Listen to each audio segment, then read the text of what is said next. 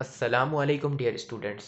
आज हम इंटीग्रेशन के बारे में पढ़ेंगे। इंटीग्रेशन का इंट्रोडक्शन करेंगे और इसकी ज़रूरी जो बातें हैं जो आपने जहन में रखनी है वो हम करेंगे। जैसे कि ये हमारा चैप्टर नंबर 6 है, सेकेंड ईयर की जो न्यू बुक है, हमारी सिंध बोर्ड की जो सेकेंड ईयर की न्यू बुक है उसमें है 6 एक्सरसाइज 6 है। तो उसमें ये आपका इंटीग्रेशन है टॉपिक। तो आपने ये कैसे कवर करना है हम करेंगे। तो देखें, इंटीग्रेशन क्या है? The inverse process of differentiation. जिसको देखें, पहली बात तो ये, जब भी कहीं भी पढ़ाते हैं तो पहले डिफरेंशिएशन का जो होता है टॉपिक वो पढ़ाते हैं, उसके बाद इंटीग्रल्स कराते हैं। ठीक है, तो आपको इंटीग्रल्स करने के लिए, इंटीग्रेशन करने के लिए डिफरेंशिएशन आना चाहिए आपको। ठीक है, तो ये क्या होता है इंटीग्रेशन? अब मैं इसकी एक लाइन लिख देता हूँ, दी इनवर्स प्रोसेस ऑफ डिफरेंशिएशन। ठीक है, शॉर्ट फॉर्म में लिख रहा हूँ, डिफरेंशिएशन जी।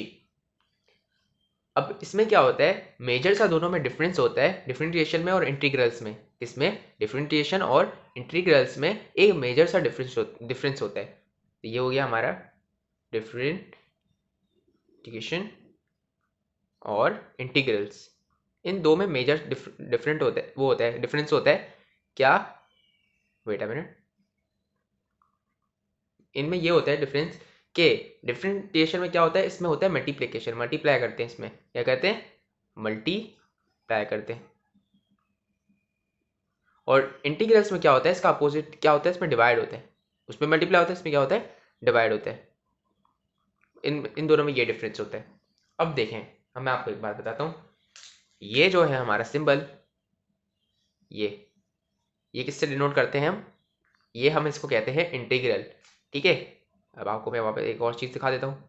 ये हमारा फंक्शन, ये तो आपको पता होगा, ये है हमारा फंक्शन। क्या होता है, ये फंक्शन होता है।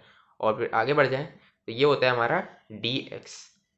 ठीक है, derivative derivative with respect to X, या डेरिवेटिव ऑफ एक्स। ठीक है, तो अब ये तीन चीज़ें हैं हमारे पास। ये है हमारा इंटीग्रल। क्या है हमारा इंटीग्रल है ये।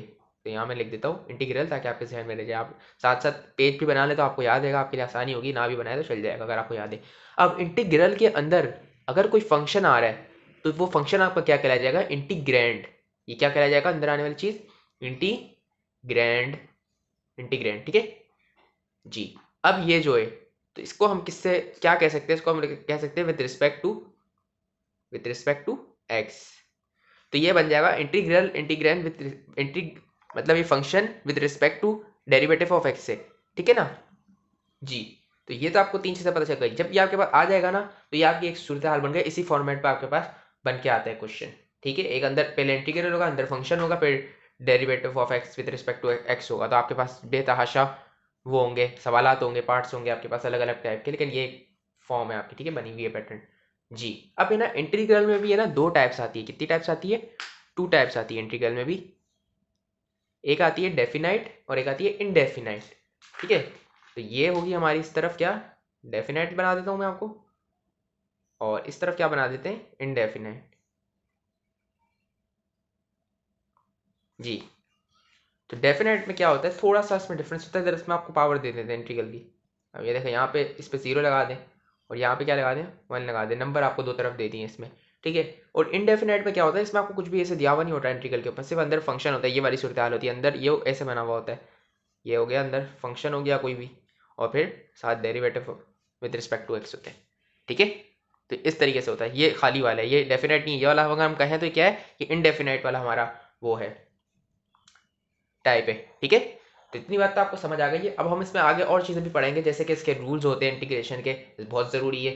थ्योरम्स याद करना बहुत ज़रूरी है। फिर इसके स्टैंडर्ड वो फार्मूलाज होते हैं, वो सब आपको याद करना होता है। ठीक है, एक और चीज़ यहाँ मैं आपको बता देता हूँ कि इसके अंदर एक कांस्टेंट लगता है। क्या लगता है, कांस्टेंट। कांस्टेंट किससे के कांस्टेंट को क्या बोलते हैं, आर्बिट्रेरी कांस्टेंट, आर्बिट्रेरी कांस्टेंट। अब आपको बताऊँ, अगर जब हम इसे सॉल्व करते हैं, जैसे हमारा एक पैटर्न ये आया हुआ है आपके पास, इस टाइप का कोई क्वेश्चन आया हुआ है, फर्स्ट कर लें आप। ठीक है, तो ज़्यादा इसमें अंदर होता क्या है, आंसर लाने के लिए एंड में क्या होता है, कोई फॉर्मूला या कोई रूल लग जाता है, तो उस वक्त आपका ये इंटीग्रल का साइन और ये dx ये हट जाता है। आपको क्या हट जाता है, इंटीग्रल और dx हट जाते हैं। ये दोनों चीज़ें हट जाती है, उसकी जगह कोई फॉर्मूला या रूल लग जाता है। वो जब आप करेंगे तो आपको बड़े अच्छे से समझ आ जाएगी। अभी आपको सिर्फ मैं बारीकी मोटी मोटी बात बता रहा हूँ, बाकी आपको आगे समझ आ जाएगी जब हम करेंगे। ठीक है, यहाँ तक आपको समझ आएगा, क्योंकि उम्मीद है सही है। अब आ जाए इसके रूल्स की तरफ पढ़ते हैं हम, या स्टैंडर्ड फार्मूला। तो अब हम यहाँ पे किस तरफ आ गए, जनरल फार्मूला की तरफ, जनरल फार्मूलाज की तरफ आ गए। तो ये आपको याद करना ज़रूरी है इंटीग्रेशंस में, ठीक है। तो इंटीग्रेशन में आपको ये याद होगा, आपके जहन में होगा, तो आप ये जल्दी जल्दी कर सकेंगे इसके पार्ट्स क्वेश्चन जो होते हैं, वरना अदरवाइज आपको बहुत मुश्किलात का सामना करना पड़ेगा। तो हम साथ साथ करते हैं। Integral 1 with respect to X derivative है, तो क्या इज इक्वल टू किसके बराबर हो जाएगा, एक्स प्लस सी के बराबर। सी क्या है, आर्बिट्री कॉन्स्टेंट है ये, ठीक है, कॉन्स्टेंट है। Integral e power x d x is equal to e power x plus सी के बराबर है, ठीक है। सी हर जगह प्लस हो रहेगा, आप ये बात तो याद रख लिए, कांस्टेंट है हमारा, ठीक है, कैपिटल सी जी। थर्ड की तरफ आ जाए, इंटीग्रल 1 डिनोमिनेटर में एक्स और उसकी पावर क्या है, 1 है, ठीक है, जो शो नहीं होती, विद रिस्पेक्ट टू एक्स। तो ये हमारे यहाँ पे एल एन डिनोमिनेटर में है ना, एक्स आ रहा है, तो यहाँ पे एल एन रूल लग जाएगा। तो क्या आ गया, एल एन मॉड्यूलस एक्स, जो भी आपके पास वहाँ पे एक्स की वैल्यू होगी वो मॉड्यूलस के अंदर आ जाएगी, और प्लस सी हो जाएगा, ठीक है। ये आपके 3 हो गए, ये आप याद रखें। आप एक पिक्चर भी एंड में ले सकते हैं, आप मांगेंगे तो मैं आपको दे भी दूंगा, ठीक है जी। तो ये क्या हो गया, चौथे की तरफ आ जाए। अब ये ट्रिग्नोमेट्रिक फंक्शंस आपके यहाँ पे लग रहे हैं ना, तो ये आपने सीधा डायरेक्ट पुट करने। यहाँ पे तो ये क्या हो सकता है कि एक्स की वैल्यू यहाँ पे कुछ और भी आ सकता है, तो मॉड्यूलस के अंदर कुछ और आएगा। तो ये आप ऐसे नहीं कि यहाँ पे कुछ और आ जाए, आप यही पुट कर दे, नहीं, अंदर कुछ और चेंज होगा तो वो एक्स की वैल्यू जो होगी ना वो मॉड्यूलस के अंदर आएगी, ठीक है। तो ये आपने ध्यान रखना है। बट ये ट्रिग्नोमेट्रिक जो फंक्शंस है ना, इनका तो आपने एज इट इज आपने लिखना है कि भाई integral of sine x with respect to x किसके बराबर हो जाएगा, माइनस कॉस एक्स प्लस सी के बराबर हो जाएगा, ठीक है। तो ये आपने याद करना है। दूसरा देख लें, अगर integral cos x with respect to derivative x is equal to किसके बराबर हो जाएगा, sin x प्लस सी के बराबर, कांस्टेंट के बराबर, ठीक है। अगर sin x होगा इंटीग्रल में, देखिए derivative with respect to x आ ही रहा है, लेकिन अब यहाँ देखिए मैं बार बार नहीं पढ़ूंगा ये, ठीक है। तो ये क्या है, sin x से अगर इंटीग्रल के अंदर, तो ये क्या आ रहा है, माइनस कॉस एक्स आ रहा है, इसके बराबर आ रहा है, ठीक है।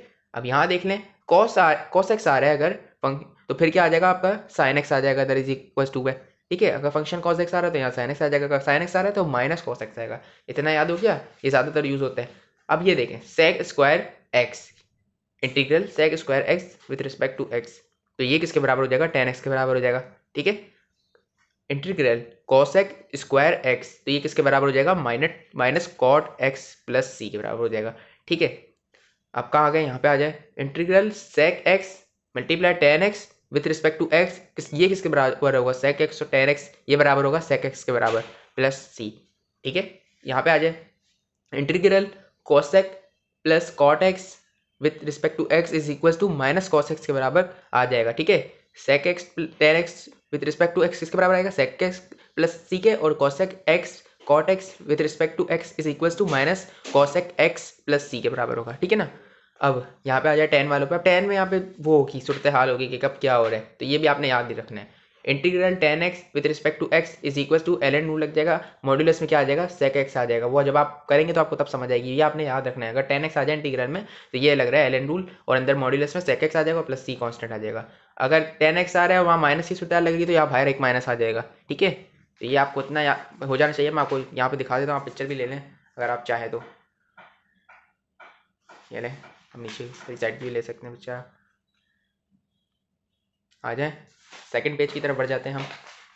तो ये देखें, अगर इंटीग्रल के अंदर फंक्शन क्या आ रहा है, cot x dx is equal to, यहाँ पे भी एल एन आ जाएगा और ये मॉड्यूलस ही बनेगा, ठीक है। क्या लगेगा, ये मॉड्यूलस ही होगा, यहाँ पे ब्रैकेट बना दिए, खैर ठीक है। मॉड्यूलस का काम तो आपको पता होगा, नेगेटिव साइन को पॉजिटिव बनाना होता है बस, अदरवाइज और कोई काम नहीं होता। पॉजिटिव होगी अगर अंदर वैल्यू तो पॉजिटिव ही रहती है, ठीक है। खैर, तो ये क्या हो गया, cot x dx is equal to L N, अंदर क्या आ जाएगा, sin x प्लस सी। इस पर बढ़ जाए तो integral sec x with respect to x is equal to log l n आ जाएगा, और अंदर क्या आ जाएगा, sec x plus tan x is equal to c. ये सब आपने याद करना है। Integral cosec x dx is equal to L N, अंदर क्या आ जाएगा, cosec x minus cot x। अब ये ऐसे वाले टाइप के कम ही आते हैं, मुश्किल ही हुआ है, बट आप याद तो करें, आ भी सकते हैं, ठीक है। ये देख लें, इंटीग्रल a ds इस किसके is equal to a x plus सी के बराबर, ठीक है। इतनी चीज़ आपने याद कर लेनी है। सो स्टूडेंट्स, अब हम कहाँ आ जाते हैं, थ्योरम्स की तरफ हम आ जाते हैं, ठीक है। थ्योरम्स की तरफ आ जाते हैं। 3 थ्योरम्स है, बड़ी आसान से आपने बातें याद रखनी है। आप अगर आप दिल से पढ़ेंगे तो आपको याद आ जाएगा, इतना हार्ड तो है नहीं, एक ही बार की तकलीफ है, आपने रोज़ खोल के इसको याद करना है तो आपको आ जाएगा। थ्योरम्स में आ जाते हैं। हमारे पहली थ्योरम क्या कहती है, बिलफर्ज अगर आपके पास एक ऐसे दिया हुआ है, देखें, इंटीग्रल अंदर एक्स है, ए क्या होता है, कॉन्स्टेंट होता है, ठीक है। फंक्शन है, function of x derivative with respect to x. अब ये किसके बराबर होगा? अब देखें, मैंने जो आपको पैटर्न बताया था, मैंने बोला था इंटीग्रल होता है, फिर फंक्शन आता है, फिर derivative with respect to x आ जाता है, ठीक है। लेकिन यहाँ पे ये क्या चिरान पैदा कर रहा है? ए आ रहा है बीच में, तो ये ए यहाँ नहीं आना चाहिए। तो हम क्या करेंगे, इस ए को उठा के कहाँ फेंक देंगे? इंटीग्रल के बाहर फेंक देंगे। तो हमारा एक पैटर्न जो मैंने आपको बताया था उस फॉर्मेट पे जो बनता है हमारा, वो बन जाएगा फॉर्मेट। तो हम क्या करेंगे, ए यहाँ लगा देंगे, इंटीग्रल लगा देंगे और ये एज इट इज़ पूरा लिख देंगे। तो ये क्या हो जाएगा? F of x d x, ठीक है। तो ये हमारी एक थ्योरम है कि ये आपने अप्लाई करना ही होगा, ये आप अपने जहन में रखेंगे जब भी कोई क्वेश्चन आएगा आपकी फॉर्मेट बन रहा है या नहीं बन रहा, ठीक है। अब दूसरी की तरफ आ जाते हैं, ठीक है। तो दूसरे में क्या कह रहे हैं कि इंटीग्रल है हमारे पास, ब्रैकेट के अंदर क्या है, f one x plus f two x और where with respect to x, ठीक है, इज इक्वल्स टू। अब जी यहाँ तो जगह ही नहीं बची हमारे पास जगह नहीं बची, तो हम थोड़ी कंजूसी कर लेते हैं। अब देखिए यहाँ क्या हो रहा है, यहाँ ये हो रहा है। अब देखिए यहाँ पे क्या हो रहा है, इंटीग्रल तो आ रहा है, अंदर फंक्शन भी आ गया, बट ये दूसरा फंक्शन यहाँ चिरान पैदा कर रहा है। जी हमने तो बोला था अंदर ऐसा होना चाहिए, एक इंटीग्रल फंक्शन फिर डी एक्स आ जाए, लेकिन यहाँ क्या हो रहा है, यहाँ दो आ गए। तो अब हम इसमें क्या करते हैं कि एक इसके साथ इसको लिख लेते हैं और इसके साथ मतलब मल्टीप्लाई कर देते हैं इंटीग्रल को। ये इंटीग्रल एक फंक्शन आ जाएगा, फिर एक इंटीग्रल एक फंक्शन आ जाएगा, ठीक है। ये इंटीग्रल, ये देखिए इंटीग्रल किसके साथ है, इसके साथ भी है, इसके साथ भी है, इसके साथ भी है। तो पहले हम इस तरीके से इसको कर देंगे कि इंटीग्रल ले लेंगे किसका, फंक्शन वन का, ठीक है। और dx तो आएगा ही, दोनों के साथ आएगा, यहाँ भी मल्टीप्लाई हो रहा है, ठीक है। अब हम क्या लेंगे, प्लस का साइन था तो प्लस हम लिख देंगे इधर, फिर इंटीग्रल लगा देंगे। अब ये इंटीग्रल किसका होगा, ऑफ फंक्शन टू का होगा ये, ठीक है। और यहाँ पे dx भी हम लिख देंगे, इसके साथ भी आया, ये dx इसके साथ भी आया, ये इंटीग्रल इसके साथ भी आया, ये इंटीग्रल इसके साथ भी आया। तो ये हमारा क्या हो गया, integral f of x d x plus integral f second function मतलब f of x d x, ठीक है। अब मैं आपको एक बात बताऊं, तो ये जो है ना, ये तो हमारा इंटीग्रल है, मैंने शायद आपको बच्चे बताना भूल गया था, ये हमारा इंटीग्रैंड है। क्या है? इंटीग्रैंड है ये हमारा। ये जो बीच में जो फंक्शन आ रहा है इसको इंटीग्रैंड पढ़ेंगे, इसको इंटीग्रल पढ़ेंगे, इंटीग्रैंड। और ये क्या होगा, dx with respect to x, इसको पढ़ते हैं, सही है। आ जाए तीसरे की तरफ बढ़ जाते हैं, ठीक है। तो तीसरा हमारा क्या है, इंटीग्रल, ब्रैकेट के अंदर हम क्या लिख देंगे, F one x function of x minus second function of x F two है, ठीक है। ये और ये हो गया bracket close, D x is equal to किसके बराबर होगा, इधर भी देखें बिल्कुल वही हाल है, यहाँ माइनस है तो उसको भी दो फंक्शन आ रहे हैं इंटीग्रल के अंदर, तो उसको हम दोनों का अलग अलग कर देंगे। तो ये क्या आ जाएगा हमारा एफ वन एक्स, ठीक है। डी एक्स तो आएगा ही एज इट इज, इसके साथ माइनस लगा देंगे क्योंकि यहाँ क्या साइन था, माइनस की साइन थी। और यहाँ पे हम क्या लिख देंगे, integral F two x d x, ठीक है। ये तीन थ्योरम्स है हमारी जो आपको अपने जहन में रखनी है, ये हर क्वेश्चन के अंदर आपने अप्लाई करनी है, इसके बगैर आपका क्वेश्चन सॉल्व नहीं हो सकता। उम्मीद है आपको इतनी समझ आ गई होगी। अब हम रूल्स की तरफ बढ़ जाते हैं। इंटीग्रेशन में दो ही ये रूल्स रखते हैं ज़्यादातर, ठीक है। ये दो रूल्स आपके जहन में होना भी ज़रूरी है, ठीक है। एक होता है हमारा पावर रूल और एक होता है हमारा एलन रूल। तो हम बढ़ते हैं किसकी तरफ, पहले पावर रूल की तरफ बढ़ते हैं, ठीक है। किसकी तरफ, पावर रूल। तो ये है हमारा पावर रूल, ठीक है ना बेटा। तो पावर रूल में क्या होता है हमारा, आपको सबसे पहले रूल अप्लाई करने से पहले आपको दो चीज़ें देखनी पड़ेगी, ठीक है। दो तीन चीज़ें आपने देखनी पड़ेगी, फिर आप वो रूल अप्लाई करेंगे ना, जाहिर सी बात है आपको देखना पड़ेगा वो पैटर्न बन रहा है या नहीं बन रहा। तो इसमें क्या होता है, when power is other than -1, when power, Aahista Aahista आप देखें आपको सब समझ आ जाएगी, when power is other than -1 के अलावा कोई भी पावर आ जाए आपके पास x के ऊपर, ठीक है। जैसे ये x है, यहाँ पे 1 आ जाए, या फिर x के ऊपर पावर 2 आ जाए, 1/2 आ जाए, 2/3 आ जाए, कुछ भी आ जाए, लेकिन x के ऊपर -1 ना है, ठीक है ना बेटा। इतनी बात समझ रहे हो, x के ऊपर -1 ना है। तो ये कहना चाह रहे, ये आप एक पॉइंट आपको देखना है पहले, ये एक क्वेश्चन में आपने देखना है, ये चीज़ तो नहीं हो रही। दूसरी चीज़ देख लो, दूसरा मैं आपको पॉइंट बताता हूँ, डेरिवेटिव या फिर डिफरेंशिएशन ऑफ कोई वैल्यू हो, उसकी पावर हो, ठीक है, कोई वैल्यू हो उसकी पावर हो, इस आउटसाइड। इस पॉइंट का क्या मतलब हुआ जी, इस पॉइंट का मतलब हुआ कि जो भी आपके पास पावर की वैल्यू हो उसका डेरिवेटिव या डिफरेंशिएशन, डेरिवेटिव आपके पास आउटसाइड होना चाहिए, बाहर होना चाहिए, ठीक है। अब मैं आपको एक एग्जांपल करके बता देता हूँ, एक और पॉइंट भी आप देख लें, फिर मैं आपको एग्जांपल बना दूंगा। देन ऐड 1, क्या करोगे भाई, ऐड करोगे आप। अगर आपके पास ये दो पॉइंट अप्लाई हो रहे हैं तो फिर आप क्या करोगे, पावर के अंदर 1 ऐड करोगे, देन ऐड 1 इन पावर, ठीक है ना, और एंड डिवाइड इट ऑल्सो। अब आपको मैं करके दिखा देता हूँ, आपको समझ आ जाएगी इंशाल्लाह। ठीक है, मैं आपको इंशाल्लाह आप करके दिखाते हैं। तो क्या हो रहा है, फॉर एग्जांपल आपके पास है ये इंटीग्रल दिया है, एक्स दिया है, पावर 1 ही होगी, कुछ नहीं होता था, डी एक्स दे दिया आपको। अब आप इसको सॉल्व करें तो क्या कैसे करेंगे, एक्स का डेरिवेटिव 1 होता है तो आपके पास क्या आ रहा है, 1 आ रहा है इधर, तो मतलब आपके पास ये तो आ गया पावर इज अदर देन, पर पहले तो ये देख ले पावर क्या आ रही है, 1 आ रही है, तो ये आपका पॉइंट तो इधर अप्लाई हो गया कि आपके पास है ना ये चीज़ नहीं है, 1 ही है ऊपर, -1 नहीं, ठीक है। अब दूसरी चीज़ देखो, डेरिवेटिव ऑफ डिफरेंशिएशन पावर के अंदर आउटसाइड होना चाहिए, तो डेरिवेटिव ऑफ एक्स इसके बराबर होता है, 1 के बराबर होता है, तो यहाँ पे 1 शो नहीं करा रहे हम, आप एक वो करा लें कि आप यहाँ पे क्या आ जाएगा, 1 आ जाएगा यहाँ, ठीक है। डेरिवेटिव ऑफ एक्स क्या होता है, 1 ही होता है, यहाँ दिखा नहीं रहे हम, वो अलग बात है, ठीक है। तो ये भी आपका पॉइंट क्या हो गया इधर, अप्लाई हो गया। अब आप कर सकते हैं इधर क्या, पावर रूल अप्लाई कर सकते हैं, तो इसको हम अगर आगे सॉल्व करें, हम पावर रूल अप्लाई करें मींस, तो यहाँ क्या लिखा है, देन ऐड 1 इन पावर, तो मतलब ये इंटीग्रल और डीएक्स तो हट जाता है, मैंने आपको बता दिया था पहले शुरू में बताया था कि जब भी कोई रूल अप्लाई होगा तो ये इंटीग्रल और डीएक्स तो हट ही जाएगा, जब भी तो रूल अप्लाई हो रहा है। रूल क्या होता है मैं आपको यहाँ लिख के भी दिखा देता हूँ कि हमारा रूल क्या होता है जी, ये हो गया हमारा, ये रहा हमारा x power n D x is equals to x, ये हमारी जो पावर है उसके अंदर हम 1 ऐड करते हैं और ये पूरे को हम डिवाइड भी कर देते हैं, मतलब n+1 को डिनोमिनेटर में डाल देते हैं। ये हमारा पावर रूल है, ठीक है ना बेटा, ये क्या है हमारा पावर रूल है। तो अब यहाँ अगर आप अप्लाई करें ये रूल, तो ये सेम सूरत हाल बन रही है, इंटीग्रल आ रहा है, x आ रहा है, x के ऊपर पावर आ रही है, dx आ रहा है, तो ये किसके बराबर हो जाएगा हमारे पास, तो यहाँ हम लिखेंगे x लिखेंगे, n पावर कितनी है ऊपर 1 है, 1 लिखा हमने अंदर ऊपर, ठीक है, फिर प्लस क्या कर रहे हैं हम 1 और कर रहे हैं प्लस, ये जो रूल के तहत लग रहा है, और ये ऊपर क्या है एक्सपोनेंट में क्या है 1+1, तो यहाँ क्या आ जाएगा 1+1 आ गया। तो कर लें इसको, अगर आप मजीद सॉल्व करें तो क्या हो जाएगा, ये x² / 2 आ जाएगा, और यही हमारा, और फिर क्या होता है कांस्टेंट भी ऐड होता है, पावर रूल में कांस्टेंट भी ऐड होता है, ये हमारा मुकम्मल पावर रूल है। ये कांस्टेंट सी आर्बिट्री कांस्टेंट आपको बताया था ना मैंने शुरू में, तो ये वो है, तो ये आपका एक मुकम्मल क्या है भाई, इसको आप क्या कह सकते हैं, पावर रूल कह सकते हैं, ठीक है। या आपको मैं इसमें यहाँ से भी एक करके, ऐसे अगर आपको साफ सुथरा देखना है तो आप देख सकते हैं डेटा में, आप कुछ और नहीं देख लीजिएगा वरना आप घबरा जाएंगे, ठीक है ना। तो ये हमारा एक पावर रूल आप देख सकते हैं, ये देखें, ठीक है ना, ये हमारा 1 है, ये रहा हमारा पावर रूल, साफ सुथरी राइटिंग। आ जाए इसकी दूसरी तरफ पढ़ते हैं, अब हमारा क्या आ जाएगा, एलन रूल आ जाएगा, क्या आ जाएगा जी, एलन रूल आ जाएगा।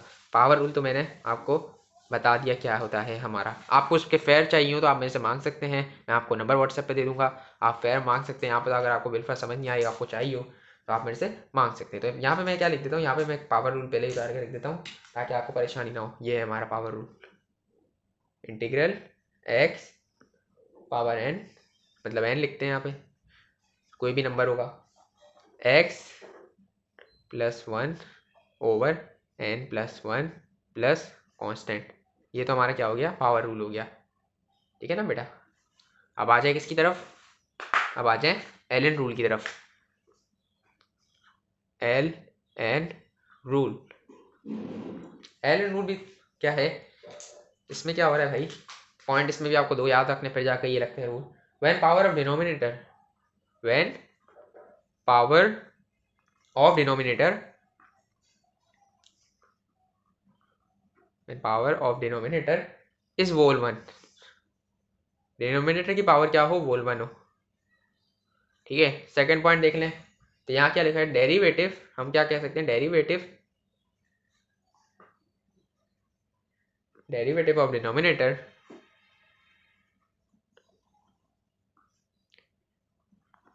इज अवेलेबल अपसाइड, जहाँ आपके पास डेरिवेटिव वैल्यू होगी इसकी, डिनोमिनेटर जो, मतलब डिनोमिनेटर में जो डेरिवेटिव होगा, जो डिनोमिनेटर में वैल्यू होगी उसका डेरिवेटिव आपको न्यूमिनेटर में होगा अवेलेबल, ठीक है, अवेलेबल अपसाइड जी। थर्ड, फिर हम क्या कर सकते हैं जी, हम अप्लाई कर सकते हैं देन राइट, ये लिखवा ले रहा हूँ ताकि आपके जहन में रह जाए, एक एक बात आपके जहन में 4 4 बार पड़ेगी तो आपके जहन में खुद ही बातें बैठ जाएगी। Then right L N with denominator,